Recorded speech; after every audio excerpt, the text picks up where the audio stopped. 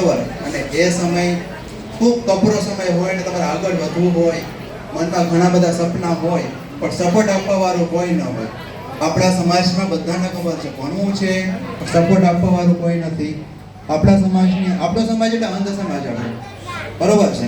આપણા સમાજની અંદર ભણવું છે, ખાવું છે, પીવું છે, બધું જ કરે, પણ હાથમાં કંઈ ન હોય તો, ઘરે સપોર્ટ આપવા વાળું કંઈ ન હોય તો. બીજાનું ઉદાહરણ તો પછી આપે, પણ પહેલા આપણે પોતાનું ઉદાહરણ લઈએ. આપણે મારું જ તમને કહું, મારે ભણવું હતું, મારે આગળ વધવું હતું, પણ મારા ઘરનો સપોર્ટ હતો જ નહીં. મને મારા મમ્મી પપ્પા મજૂરી કામ કરતા હતા. એવા સમયની અંદર મારે ભણવાનો ખૂબ શોખ હતો, પણ એવા સમયની અંદર આ સંસ્થાએ મારો હાથ ચાલ્યો. જો આ સંસ્થા હતી તો હું આગળ આવ્યો, જો આ સંસ્થા ન હોત તો મારું શું થાય? બરોબર છે. આ સંસ્થા મારું સન્માન કરે છે ને વખાણ કરું છે એવું નથી, પણ તમે બધા જોવો જ છો. અથવા 2 દિવસથી તમે અહીંયા છો, તમે અનુભવ કર્યો હશે કે આ સંસ્થા તમારું કેટલું ધ્યાન રાખ્યું છે. બરોબર છે.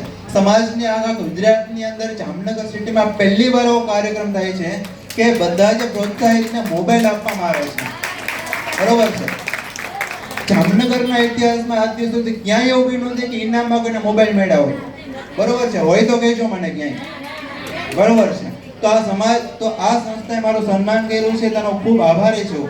અને આ સંસ્થા તક એટલો આગળ આવ્યું છે. આજે સૌરાષ્ટ્ર યુનિવર્સિટીની અંદર આસિસ્ટન્ટ પ્રોફેસર તરીકે કાર્યરત છું. બરોબર છે. અને ભવિષ્યમાં પણ આ સંસ્થા તરફથી ક્યાંય પણ નાનું મોટું કામ હોય તો મારું હંમેશા મારું યોગદાન 100% હશે. ગમે ત્યારે તમે મને કોલ કરીને બોલાવી શકો છો તમે. બરોબર. કોઈ પણ નાનું મોટું કામ હોય, કેમ કે આ સંસ્થાએ મને મોટો કર્યો છે એટલા માટે. એમ નહીં, સંસ્થાએ મને મોટો કર્યો છે એટલા માટે આ સંસ્થાને જ્યારે પણ કાંઈ પણ કામકાજ હોય તો મારું 100% યોગદાન હશે. મારા ઘરનો પ્રસંગ મૂકીને પણ અહીંયા કણે મારું હાજરી હશે, કેમ કે આ સંસ્થાએ મને મોટો કર્યો છે એટલા માટે. વધારે કશું ન કહેતા બસ આટલું બોલાને મારી વાણીને પૂર્ણ કરું. સંસ્થાનો ખૂબ ખૂબ ખૂબ આભાર માનું છું. સંસ્થાનો તો આભાર માનું છું, પણ સાથે આ મગનભાઈ જેવા, શાંતિલાલભાઈ જેવા માણસો છે તો આપણે બધા ટકી શકીએ છીએ અત્યારે. બરોબર. આપણા ઘરમાં કોઈને સાચવવા તકલીફ પડે છે, એવા સમયની અંદર સંસ્થા આપણને બધાને સાચવે છે. અને સાચવે છે એટલું નહીં, આ સંસ્થાના દાતાશ્રી છે એટલે આપણે સાચવે છે. જો દાતા ન હોય તો શું થાત આપણું? સંસ્થા તો ઊભી થઈ જાય, પણ દાતા ન હોય તો.